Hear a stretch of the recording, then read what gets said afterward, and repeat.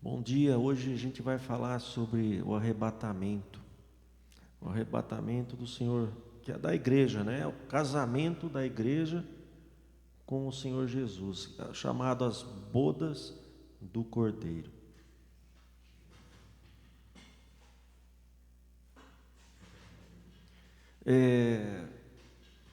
Que o Senhor nos dê sabedoria, paz e entendimento para essa palavra que não é simples, não tem sido pregada tanto na maioria das igrejas. Nós vamos falar então arrebatamento. O arrebatamento é o momento próximo momento que nós vamos viver aqui na terra, onde Jesus virá buscar a igreja. Eu quero alertar a igreja dos salvos, né? A igreja são os salvos pela graça, aqueles que creem no Senhor Jesus, aqueles que se entregaram a Ele, aqueles que foram batizados, ou até mesmo não batizados, porque o ladrão na cruz não foi batizado e foi salvo, né? Pela graça. E não é por obras, para que ninguém se glorie, né? Está lá em Efésios. Então a nossa salvação é pelo sangue de Jesus. Jesus nos comprou. No entanto, o sangue do Senhor Jesus, pela graça, nos dá o direito à vida eterna. E a vida eterna, ela começa hoje na sua vida e vai eternamente. Só que vão acontecer algumas coisas nesse caminho até a vida eterna. A vida eterna, Apocalipse 21, 22, ele fala da nova Jerusalém celestial, que nós teremos uma vida ao lado do Senhor, assim como Ele projetou no paraíso, né, para Adão. Não haverá choro, não haverá lágrimas, não haverá doença. Vai ser tudo perfeito. Só que até lá, ainda tem algumas coisas para acontecer aqui. Vai ter o arrebatamento. Depois do arrebatamento vai ter as bodas do Cordeiro, 7 anos. Depois das bodas, Jesus volta na terra. Ele vai fazer o grande julgamento das nações, vai separar as ovelhas dos bodes. Aí ele vai julgar o mundo. Os salvos já foram julgados. Ele vai julgar o mundo, os não salvos, para condenação. Então, existe uma cronologia. Eu vou começar a ler aqui, para a gente entender, Mateus 25. Em Mateus 25, ele fala da vida cristã, das 10 virgens.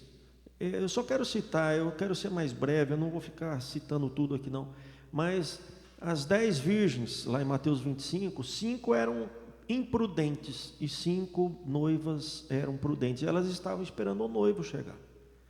E as 5 imprudentes, as 10 levavam lamparinas e tinha azeite para queimar o pavio, né? E dessas 5 imprudentes deixaram o azeite acabar. E elas pediram para as outras, dá um pouco do seu azeite. Elas falaram, não vou dar. Não, nós não vamos dar. Aí sim, se dermos para vocês, o noivo pode chegar e a gente vai ficar na mão também. Ou seja, um princípio, não se vende a salvação.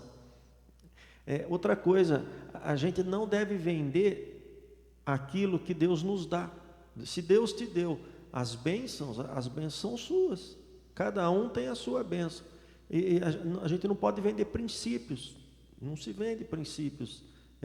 Não tente ajudar quem não merece, porque você pode perder. Você pode perder o galardão por querer ter ajudado quem não mereceu. Ajudar, nós temos que ajudar todos, mas não vendendo, não ajudando a ponto de colocar o seu galardão, a sua vida cristã num segundo patamar, que você pode ter um prejuízo. Eu quero ler, só para falar aqui, essas virgens, as 5 imprudentes, chegaram um momento lá, elas falaram, abre-nos a porta, porque elas subiram lá, elas foram arrebatadas, as 10 foram arrebatadas, as 10 subiram. Ou seja, a igreja vai subir pela graça, só que para entrar na festa do casamento, nas bodas do Cordeiro, para entrar, para celebrar, para ser um convidado para entrar nas bodas do Cordeiro, que é na festa de casamento do Senhor Jesus, você tem que estar bem vestido. E esse vestido é o linho fino, resplandecente, brilhante, que são os atos de justiça dos santos. E esses atos estão escritos lá em Apocalipse 19. Apocalipse 19, 8. Pois chegou a hora do casamento do Cordeiro, e a sua noiva já se aprontou. Olha só, se a noiva tem que se aprontar, então não é graça. O casamento não é graça, porque para ela entrar no casamento, e ela teve que se aprontar para entrar no casamento, significa que dependeu dela, e não dependeu do sangue do Cordeiro. Então, o dia do casamento, a festa, a celebração, para comer a festa, para comer o bolo, para comer o jantar, para se divertir, para ter um galardão, para ter uma recompensa, você tem que se aprontar. Não é só a graça. A graça vai te levar à vida eterna, mas nós teremos 7 anos aqui de casamento, enquanto a igreja subiu e foi arrebatada. Quem não subiu vai ficar aqui 7 anos de tribulação, aqui na mão da besta, do anticristo. Vai ser um caos aqui. Mas para aqueles que são salvos, eles foram arrebatados. Mas 5 delas não mereceram. E para onde foram? Voltaram para a terra? Não, foram arrebatados, mas vai ter um prejuízo. Com certeza, aqueles que entraram na festa estarão desfrutando, mas os que não entraram na festa estarão tendo ranger de dentes. Quem sabe as trevas exteriores, uma punição, né? Uma punição severa, enquanto aqueles que merecem estarão no casamento, aquelas que não merecem estarão em punição. Mas onde é que tem isso, Luciano? Onde é que você está tirando isso? Bom, vamos ler aqui em 1 Coríntios, capítulo 3, versículo 12. O apóstolo Paulo fala assim, se alguém constrói sobre esse alicerce, quem que é o alicerce? Jesus Cristo é o alicerce. Se alguém constrói usando ouro, prata, pedras preciosas, madeira, feno ou palha, sua obra será mostrada, porque o dia trará a luz. Que dia que é esse? O dia é o dia do arrebatamento. Esse é o dia.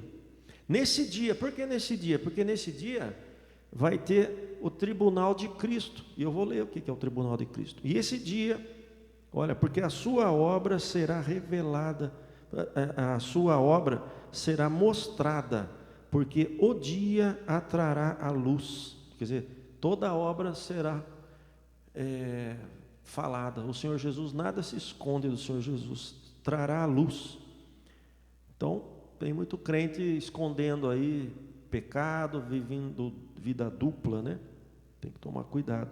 Pois será revelada pelo fogo, que provará a qualidade da obra de cada um.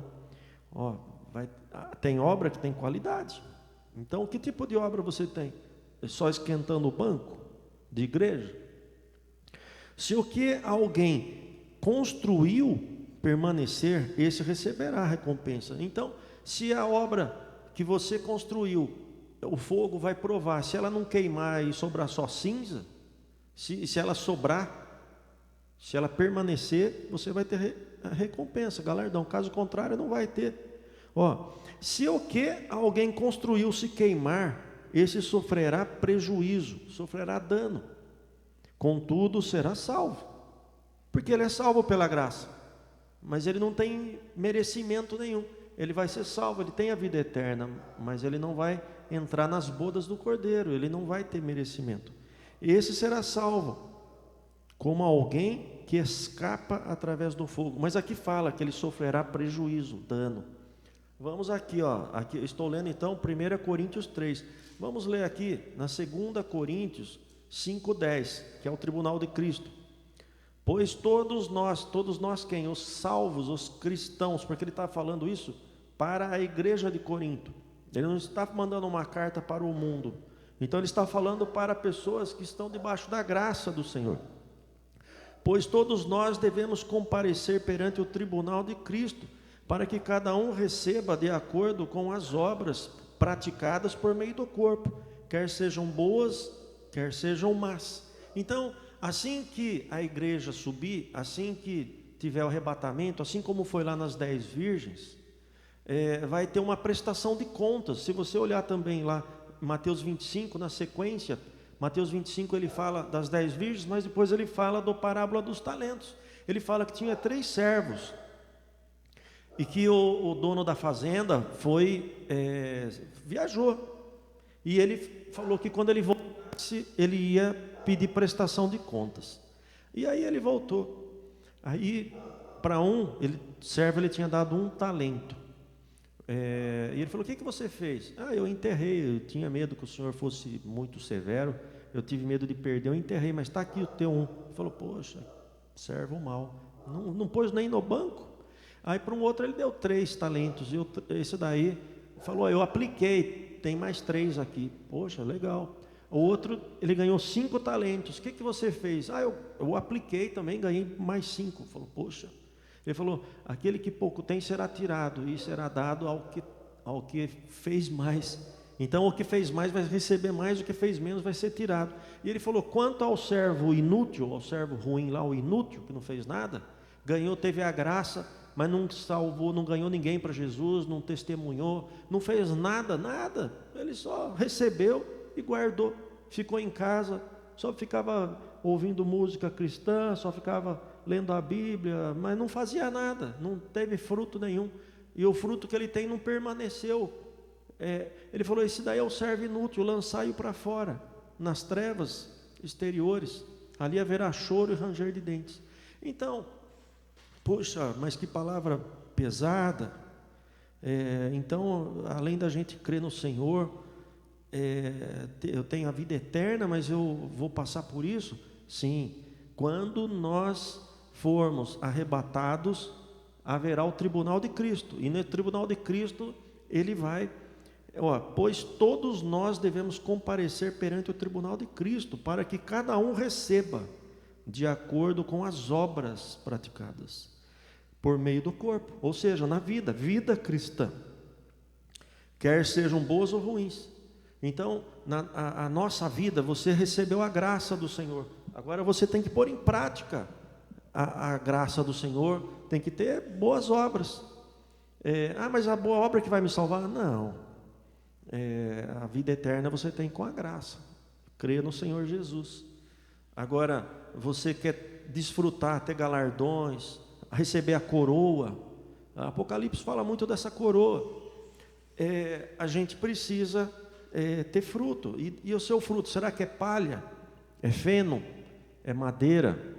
Vai queimar e não vai sobrar nada. Se for prata, ouro, diamantes, pérolas, o fogo vai derreter, mas vai apurar, e você vai permanecer, e a sua obra permanecendo, você vai receber o galardão. Então eu quero ler aqui também Apocalipse 19, onde fala das bodas do Cordeiro, porque Jesus, ele fala muito das bodas do Cordeiro, do tribunal de Cristo, e aqui a revelação do próprio Senhor Jesus a respeito desse dia, do arrebatamento, do tribunal de Cristo. Você entra nas bodas do Cordeiro, vai desfrutar da festa de casamento do Senhor Jesus. Então olha só, alegremos-nos, vamos alegrar-nos e dar glória. Vamos nos alegrar, vamos na festa, vamos entrar na festa do casamento, vamos comer, vamos beber, vamos nos divertir.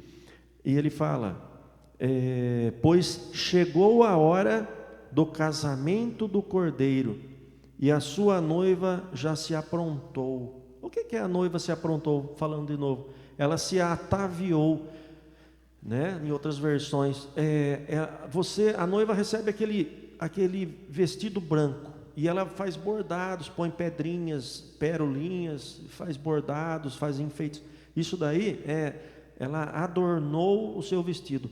Você recebe a vida salva, a vida eterna, e você vai adornando com as boas obras, com coisas legais, com a vida de santidade.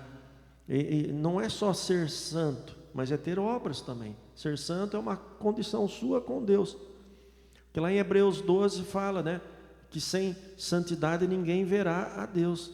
Está escrito lá, sem santidade ninguém verá a Deus. Hebreus 12. E Deus, lá em Hebreus 12, ele também fala que Deus disciplina e corrige quem Ele ama. Se Deus corrige, olha só, Hebreus 12, e esse versículo aqui é muito sério, olha só que peso é. Hebreus 12, 4. Na luta contra o pecado, vocês ainda não resistiram até o ponto de derramar o próprio sangue. Jesus morreu. Mas será que a nossa luta tem que ser tão forte, tão ardente contra o pecado, a ponto de derramar sangue? É dor. Não é fácil. Não é fácil, não. Será que a gente tem lutado contra o pecado? Eu estou lutando contra a minha própria carne, né? Lá em Gálatas, Paulo fala que nós temos que colocar as nossas paixões, nós temos que crucificar as nossas paixões, os nossos pecados na cruz do Senhor. É sério. Olha só, meu filho, não despreze a disciplina do Senhor, nem se magoe com a sua repreensão, pois o Senhor disciplina quem Ele ama e castiga todo aquele a quem Ele aceita como filho. Então, se você é filho do Senhor, Ele vai te disciplinar para a sua correção, para que Ele quer que você participe do casamento. Ele não quer que você fique de fora. Mas as 5 nécias ficaram de fora e elas ficaram batendo na porta. Senhor, abre-nos a porta, abre a porta, nós queremos entrar. E Ele falou: olha, eu não te conheço. Aqui é uma palavra dura, porque elas eram salvas, elas tinham a vida eterna. Alguns pregam que não tinha, mas ela tinha sim. Até porque o capítulo 25, parábola das 10 virgens do servo e dos talentos, é para os salvos, os que foram salvos, para aqueles que têm a vida eterna. Mas logo na sequência vem o juízo das nações, o juízo final. E ali ele fala que vai separar as ovelhas dos bodes. Ali sim, ali já é o julgamento final de quem não é salvo pela graça do Senhor. Então existe uma cronologia. Jesus, ele conta na sequência. Antes disso, em Mateus 24, ele fala dos sinais da sua vinda. Ele fala das profecias, né? Então, olha só, nenhuma disciplina parece ser motivo de alegria no momento, mas sim de tristeza. Mais tarde, porém, produz fruto de justiça e paz para todo aquele que foram nela exercitadas. E aqui Hebreus 12, ainda em Hebreus 12, 14, ele fala: sem santidade ninguém verá o Senhor. Ou seja, a gente precisa se aprontar. Aquela noiva, ela se aprontou, ela se preparou para esse momento. Você está se preparando para esse momento? Você está buscando a santidade? Como que você tem vivido? Eu vou ser arrebatado, estou esperando o arrebatamento. E o que você espera do arrebatamento? O que você espera que vai acontecer? Você vai ficar de fora ou vai entrar? Você vai sofrer prejuízo, dano, que é um fogo, um castigo, uma disciplina séria? Ou você vai entrar na festa e vai regozijar? Será que vai valer a pena viver de uma forma santa, que você sacrifica a sua vida até com sangue contra o pecado, para valer a pena entrar nessa festa? Você não deseja? Será que você não deseja isso? Por quê? Porque você não conhece, porque você não tem noção, porque você não ama ao Senhor a tal ponto de sacrificar? Por que você vive uma vida desse jeito? Você crê no Senhor Jesus, você recebeu a salvação, mas vive de qualquer jeito. Por quê? Você acha que tendo a vida eterna lá, vai viver lá no final, está tudo bom? Vai, com certeza, vida eterna. No entanto, olha o prejuízo que vamos ter aqui. Será que vale a pena viver esse prejuízo? Então, meu querido, eu tenho aqui eu já falei bastante aqui, essa palavra já foi, tem uma música, eu vou cantar aqui mesmo, desculpe, eu não sou cantor, né? Mas ela chama Alfa e Ômega, Jesus, né? O princípio e o fim. E perdoem minha cachorra que está latindo aqui, ela fica aqui comigo e foi latir ali, mas vamos desfrutar desse momento. E desculpem eu ficar aqui de costas, né? Mas o importante é o momento.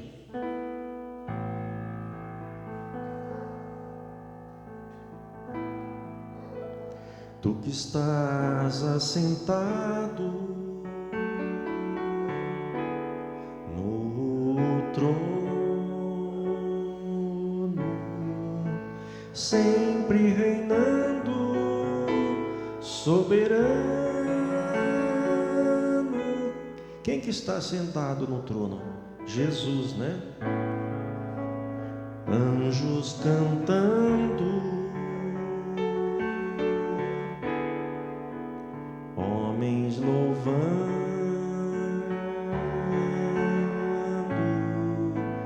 Deus reunido com seu povo,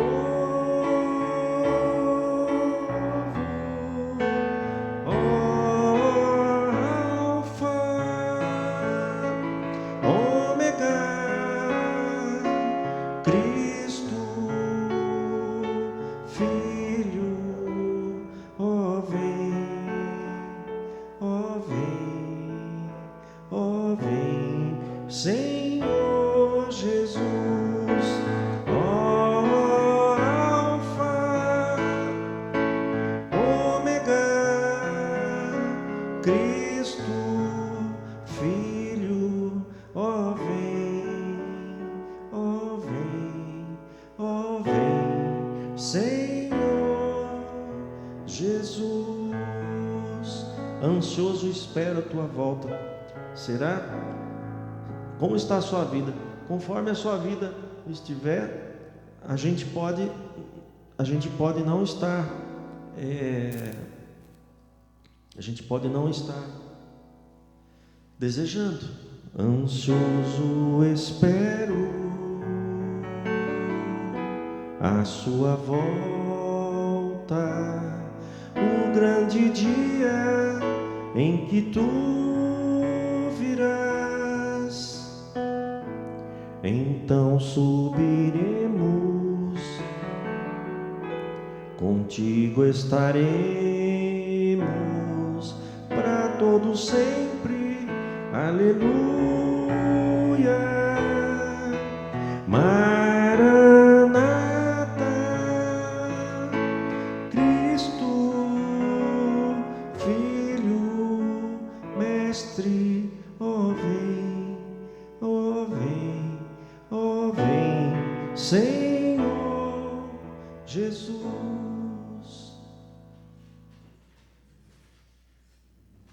Que o Senhor te abençoe, que o Senhor te guarde, em nome do Senhor Jesus. Amém.